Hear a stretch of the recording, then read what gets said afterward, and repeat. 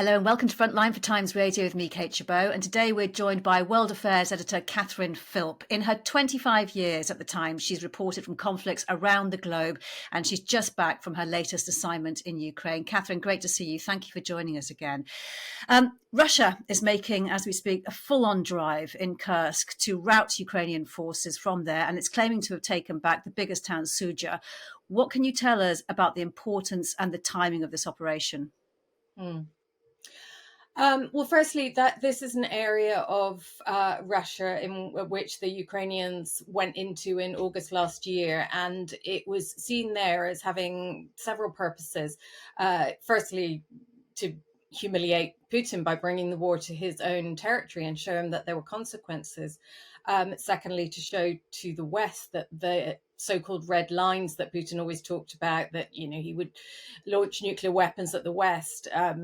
If anything like this were to happen, were not true, because that's not what happened. And thirdly, and possibly most importantly and most interestingly for what's going on right now, that it could give Ukraine a bargaining chip in any future territorial negotiations if they were to seek the return of territory of Ukraine that Russia is currently occupying. So what we're seeing with what is starting to look like it could end up as a total rout of Ukrainian troops there.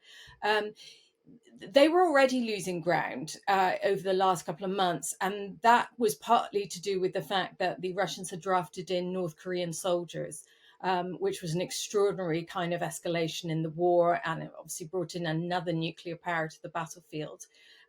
North Koreans didn't actually fare that well, but just in sheer numerical terms, they managed to overwhelm some of the Ukrainian defenses and thus push them back. But the real breakthrough from the Russian side came when Donald Trump decided to suspend intelligence sharing and military aid as a means to pressure Ukraine over making peace. It wasn't the suspension of military aid that was so critical with Kursk, but it was the intelligence sharing. It meant that Ukraine was fighting inside Russia, essentially blind. It didn't have the intelligence it needed about what was going on the ground there. And so when that intelligence sharing was suddenly resumed, when this breakthrough happened in Jeddah between the Ukrainian and the American negotiators, the Russians were already quite far forward, and really the damage was done. The timing of that was absolutely catastrophic, given the fact that today Steve Witkoff is in Moscow talking about possibly an immediate, possibly not immediate ceasefire with the Russians. I'll ask you about that in a moment specifically. But the significance also that just ahead of that visit by the US Special Envoy, Putin turns up in Kursk in military fatigues, basically upping his game, showing the strongman image and positioning himself to the public as a winner in his eyes. Yeah, and it's what's also extraordinary is, given the fuss over what Zelensky wore to the Oval Office and all the kind of attention paid to the fact that, he wears tactical gear and has done since the beginning of the war. This is actually the first time we've seen Putin mimic that to put on fatigues himself for this visit. And it's the first time he's actually gone there, in essence, kind of acknowledging the presence of Ukrainian forces on Russian territory, which is really kind of a humiliation. It's never happened since the end of the Second World War, but he's acknowledging it at a time when it looks very likely to be coming to an end. So he went there as a victorious leader. I think it's a show of strength that, to me, suggests that he may be ready to negotiate or accept some kind of ceasefire. I don't think he'll do it quickly. I don't think it will be an immediate ceasefire, and I think there'll be a lot of wrangling over conditions. But I can see him accepting such a temporary ceasefire. The noises out of Moscow, the latest noises have talked about a reprieve for Ukrainian soldiers that he doesn't want to give. But it would also be a reprieve for his own soldiers. And, they need that too. So there's a lot of moving parts here. I wouldn't imagine him giving anything on negotiations at all, a temporary ceasefire or anything else until Kursk is fully back in Russian hands. After that, I think the situation could change. We're talking right now at Thursday lunchtime, and by the end of the day, who knows what will have happened, to be honest with you.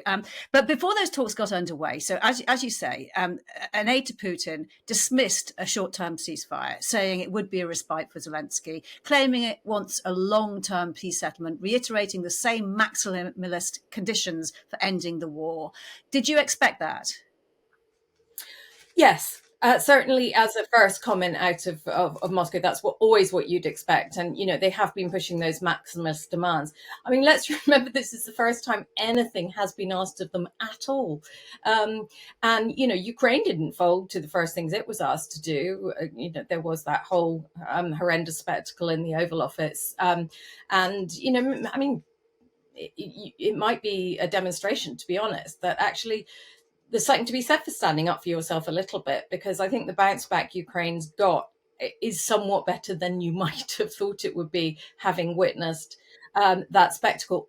That being said, I don't think that Ukraine is in a substantially different position to where it was exactly before that meeting, because all that's really resumed is that, so the intelligence sharing has resumed, the military aid has resumed. They've actually lost that bit of ground in Kursk as a result of that suspension, and then nothing else has really moved for them.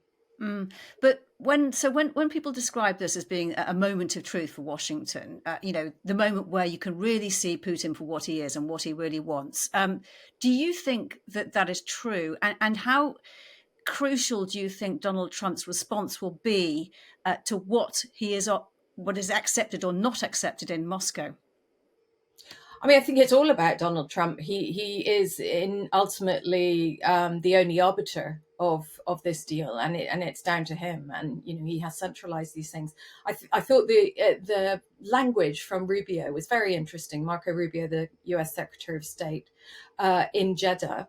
I hope it reflects Trump's thinking. The fact that he said that if Russia didn't take it, they would recognize who was the obstacle to peace. And I wonder, and Trump didn't possibly say it quite as explicitly, but he has made some quite loud threats to Russia over accepting it. And I wonder if his patience is possibly wearing a little thin.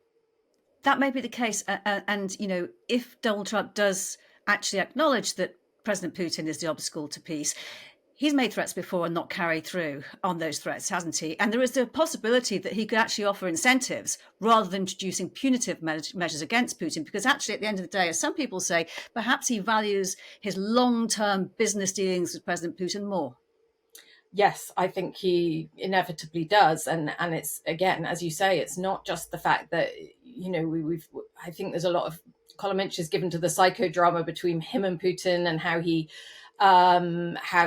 sort of admires Putin as a strong leader and kind of wishes that he had the similar lack of checks and balances that Putin enjoys in Moscow. But yeah, there's also this business relationship between them and between Donald Trump and Russia. And so, in his sort of transactional dealings and his transactional manner of going about things, you cannot discount that.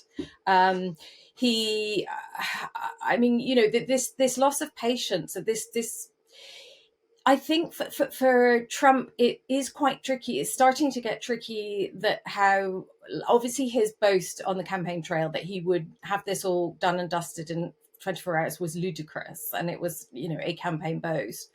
Then saying that he wanted something done in 3 months. I mean, I think he'd be lucky if he got a temporary ceasefire in within that period, which is, fast approaching. But his patience isn't limitless. And we did see that in his dealings with Kim Jong-un, when he sort of hit a wall and had kind of milked those, the TV spectacle of his meetings with with Kim Jong-un. He did walk away when it was very clear things were hitting a wall. I mean, we did continue to hear a lot about their beautiful relationship and the love letters that they'd exchanged and stuff. But essentially nothing came of that, neither a deal being done, nor Trump making good on the kind of threats he made to North Korea, which, as you may recall, involved fire and fury, and we never saw any of that. And obviously, President Putin will be very mindful of that history and may just be calculating that it's a question of playing for time until Donald Trump runs out of patience and does walk away. Yes, and that is absolutely would not be shocking either. I mean, and that, of course, again, still is in play, even if there is a ceasefire. I mean, this ceasefire is not a peace deal. It's so far from a peace deal. Even if it were to happen, 30 days, you can just imagine what a country that is, so big on sort of sleight of hand and misinformation, what it will say about what has happened in that time. We don't seem to have any indication of any prospects of having true enforcement mechanisms for that. So, troops on the ground. Rubio even talked in Jeddah about how there were sort of technical ways that you could monitor, that everyone can see everything in the modern age, and it could all sort of be done by satellite. But that's not that's no substitute for a true monitoring or peacekeeping force. And so I think that it's all that will happen in a ceasefire is, slightly fewer people get killed, and a lot of other things will happen, and a lot of other claims will be made, and we will probably get to the end of that no closer to peace. So, Catherine, you were in Ukraine, you're recently back, and, before these very dramatic events of last, I don't know how long you've been back, but you've been back, a week or so, is that right? Week, yeah. So, I mean, what was the situation? What was your feel of the situation, your reading of the situation in the country at the time overall? Yeah. Well, it was really interesting because it was, so this last time back was the first time I've been back since November, when I was there over the US election. And it was very interesting that, how Trump's election was received in Ukraine. And it wasn't with universal horror. I think there was, there was such a sort of mood of fatigue amongst a lot of Ukrainians, including a lot of the military, about the kind of slow release of weapons, of US weapons under Biden, and a lot of discontent with that and dissatisfaction with Biden. So there was this sense that, and I think it really speaks to a spirit of optimism in Ukraine, that a lot of people were saying, oh, maybe there's a logjam that Trump can break, and he can make things happen. He won't want to look weak. They thought he's a strong man who won't want to look weak.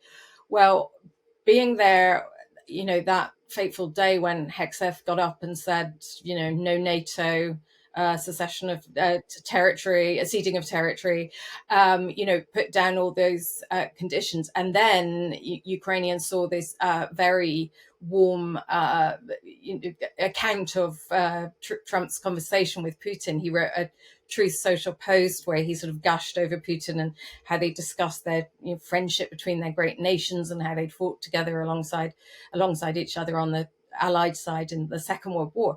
I mean, that was a hideous reality check for Ukrainians, and you could just sort of feel the mood plummet and the energy go out of everyone, thinking, oh my God, we're being sold out.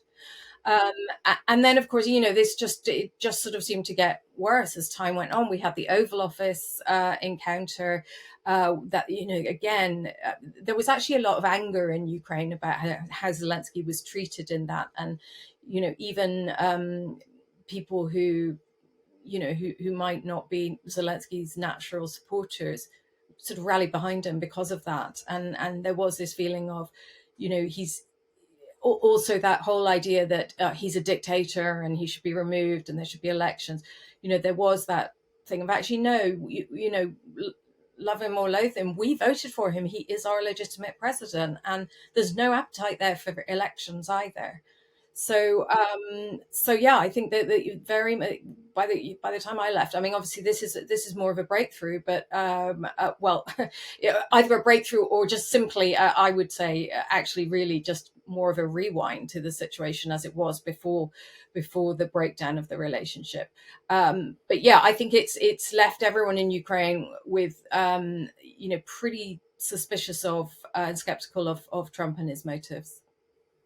And of course, the war goes on. And in your dispatches, the reporting that you did, you were there. You were looking in particular in one of your reports about the recent, about the drones, the innovations and the experimentations by the Ukrainians. And notably, before at the beginning of this week, we were talking about Ukraine's largest ever drone attack on Russia. Just overall, how important have those innovations been to Ukraine's war effort? Yeah. So, I mean, the whole innovation of drones, it's been both, it just, it is a critical weapon in modern warfare. And I think that a lot of countries are going to be learning from Ukraine about what they're doing with them. But it also was born of necessity because they simply never had enough of the conventional arms that they needed and wanted, the sort of medium range rocket launchers that meant they could hit artillery positions that were firing on them, and the same, artillery, the howitzers, those kind of things that they were using along the front line. So it's really been a kind of almost total kind of transformation of the battlefield in about the last 3-4 months, on both sides.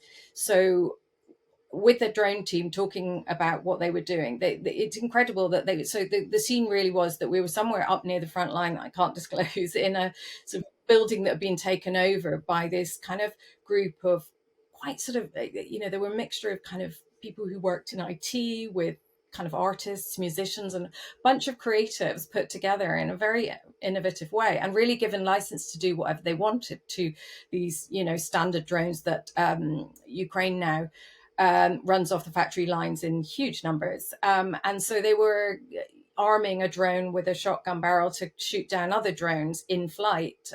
They were making a radio repeater for a drone so that it could fly ahead right over the Russian lines and give a further range to those drones that were kind of accompanying it. So the signal would be taken further forward and it meant that their range was larger. And they've seen it the other way around as well. One of the things that the Russians have innovated, which the Ukrainians have also tried out, it's not so successful in winter, but it's one of having a very thin fiber optic cable on the drone so that it can't be jammed. So it's literally a spool that sits on top of the drone, and as the drone flies, it spools out behind it. Now they tend to freeze and snap in very cold weather, so they're not all weather weapons. But this is the kind of like tech race we're seeing happening in real time on the front line. It's incredible. That is the melting pot. That is the place where it's all taking place, isn't it? And you met someone called Barney. You call her Barney, a female drone operator, and she told you her motivation to serve and how it came about as a result of living under occupation. What did she say? Yeah, so Barney is her call name. Everyone has a call name. We use that to prevent their identification. Barney is a native of Kherson, which is one of the cities and it's a provincial capital that was taken in the very first days of the invasion in 2022. And so she lived under it, and she saw the brutality of Russian soldiers who were rounding up people that they thought were pro-Ukrainian or Russian occupation and might be working against them in any way. And she was involved in some of the kind of public protest, the sort of civil disobedience towards the Russian occupation. At one point, her brothers were caught by the Russians and sort of taken away, disappeared and beaten up and tortured, and then eventually released because there was, they had no need of them. And it was through that experience, and then the relief of seeing Ukrainian soldiers finally arrive in Kherson when the Russians retreated from there across the river. And that was her, when she saw them coming in, she thought, that's what I want to go and do, is be part of them. Yeah, and what does she say about the effects of living under that occupation and being constantly bombarded by Russian propaganda for 8 months? Well, she says something interesting about because about that experience and how she took it forward to the front line where she's where she now is, which is on the eastern Donbass, because a lot of Ukrainians can be quite suspicious of people who've lived under occupation, and there's always this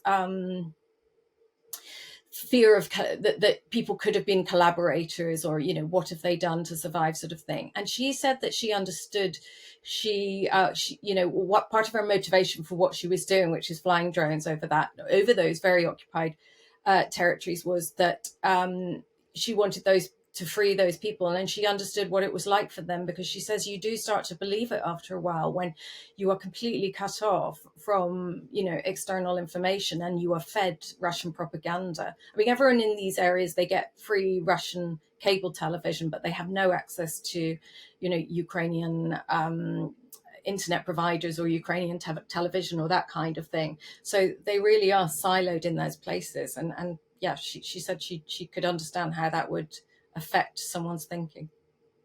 And a big part of any peace negotiations, if and when they get underway, is going to be the future of the territory that's currently occupied by Russia. President Zelensky has accepted he won't get it back immediately, but has insisted and reiterated that insistence this week that he will never formally cede that land to Russia.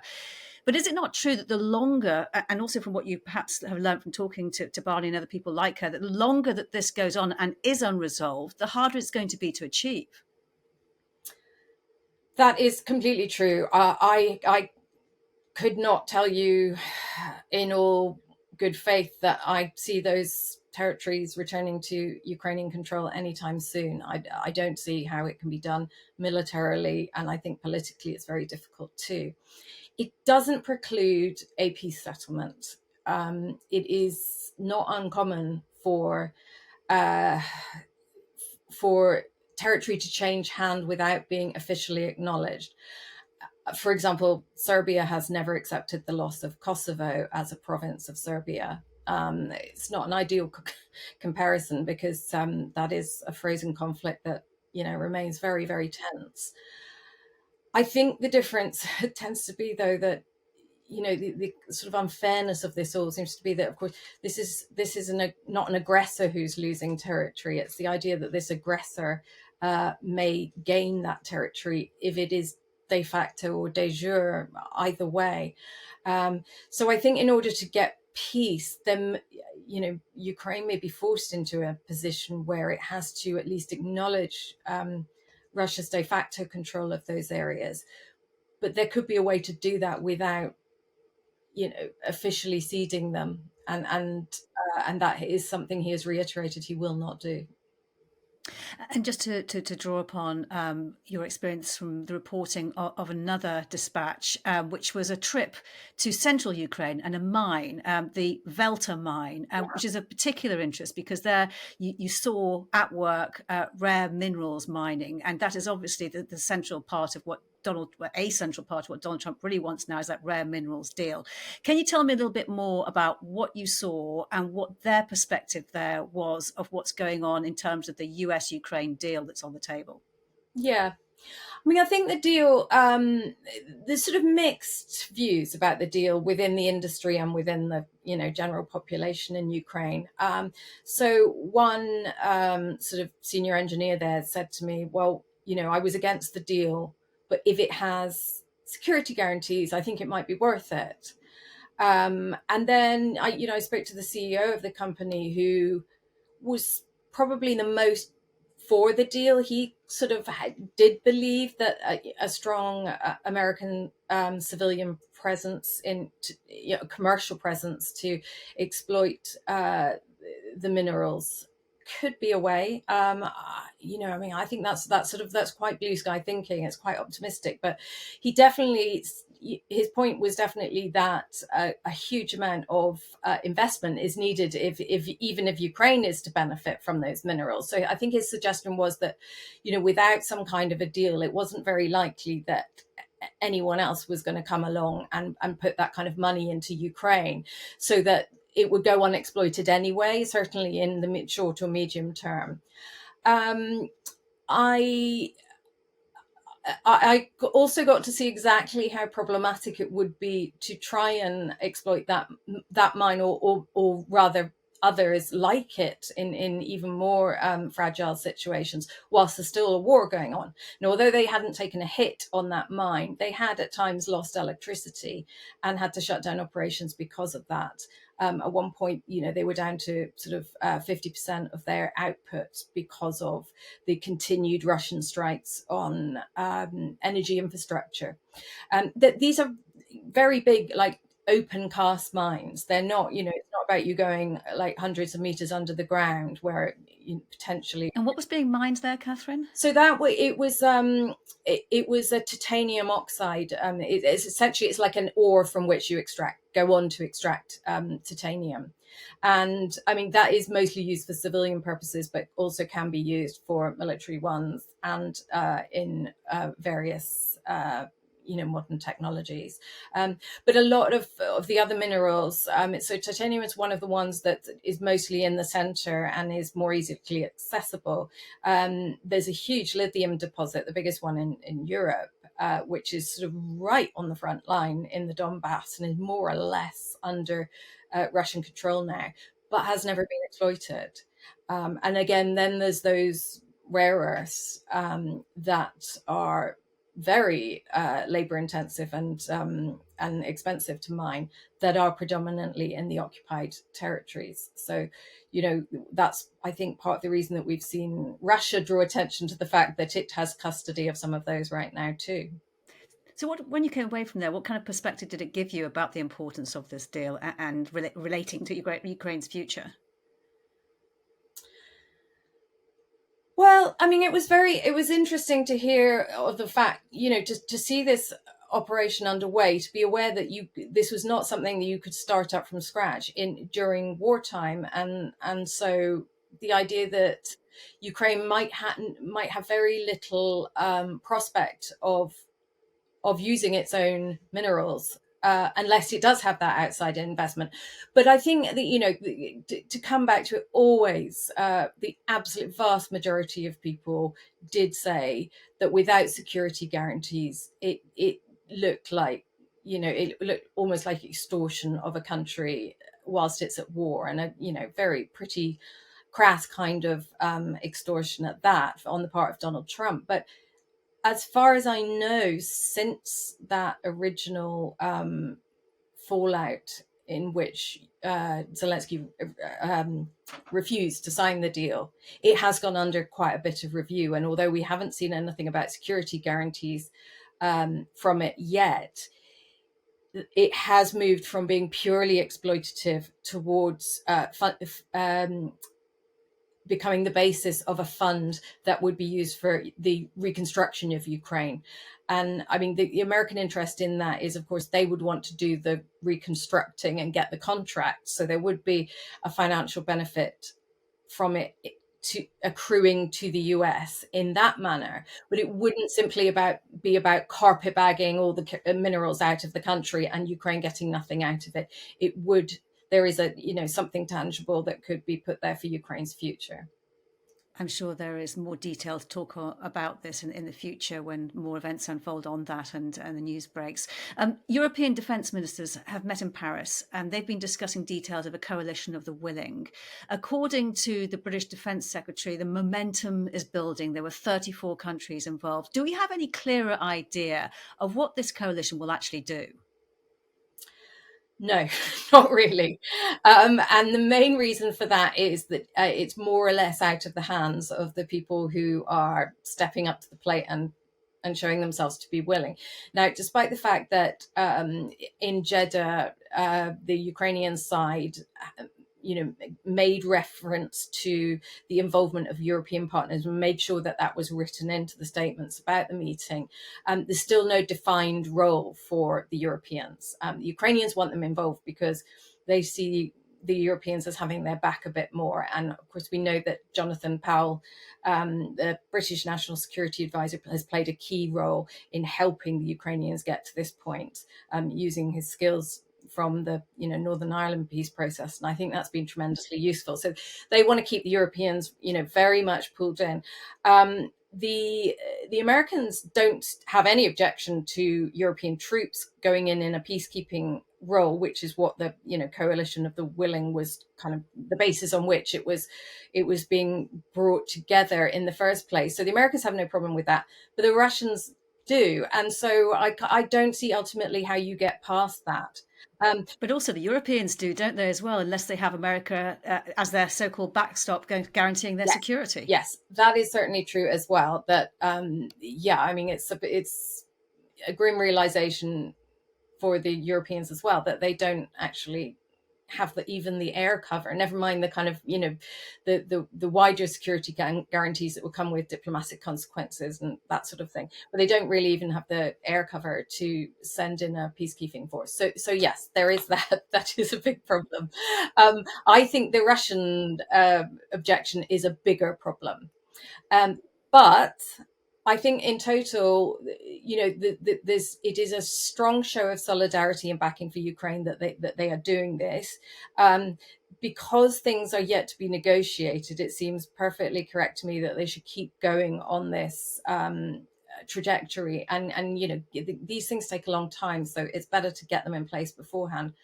And thirdly, Europe has to just get its ducks in a row anyway over security. And this is really where that starts, because this has been a pretty grim wake-up call that didn't need to take this long. I think it was always pretty obvious that Europe was going to have to do something like this. So there's a lot of more things happening than just talking about a potential peacekeeping force.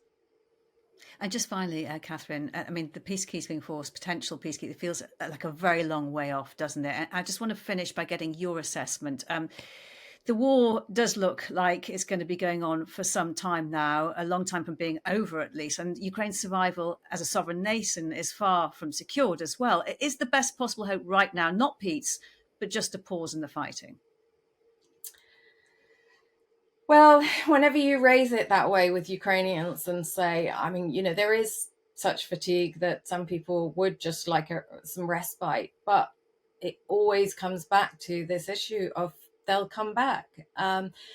Who does this pause serve best? We have Moscow suggesting it's the Ukrainians that need a break, but unless the Ukrainians continue to get military aid at the level or a higher level than they've been getting already, that pause isn't going to make any difference. If the Russians convince the Ukrainians, or certainly the Americans, that this pause is, looks enough like a peace for them to pack up and go away and withdraw their support, Ukraine will be its doors will be left wide open to Russia coming straight back in. So in that sense, Ukraine accepting this ceasefire, I imagine it's sort of almost hoping that Russia shows its true colors sooner rather than later during that ceasefire.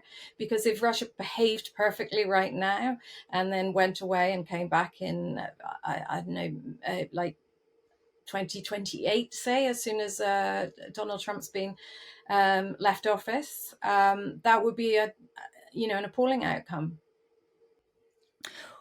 When people talk now about security guarantees for Ukraine, when they talk about deterrence in the future, otherwise Russia will come back for more one day, what does that coming back look like?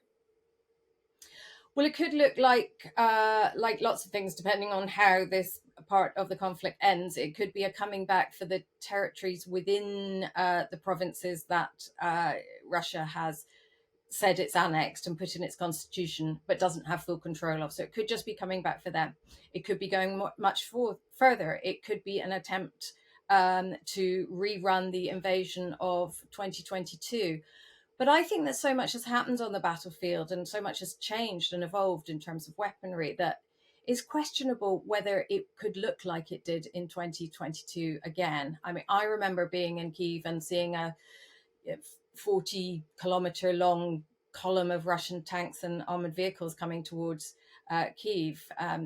And they were stopped mostly by small groups of Ukrainians with anti-tank missiles that kind of thing. I think that column of armor would have been stopped long before had you seen drone warfare at the intensity and level it is now in Ukraine. So it may be that could really never happen again.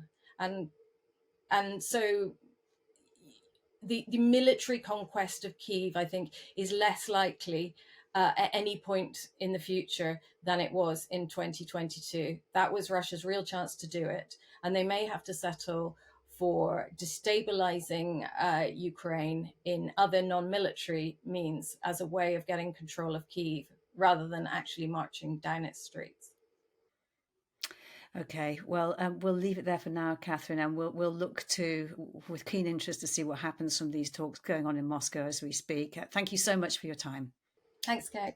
You've been watching Frontline for Times Radio. If you'd like to know more about the war in Ukraine, you can subscribe and sign up for a membership. You can also get more analysis by listening to Times Radio or read thetimes.com. But for now, thank you for watching.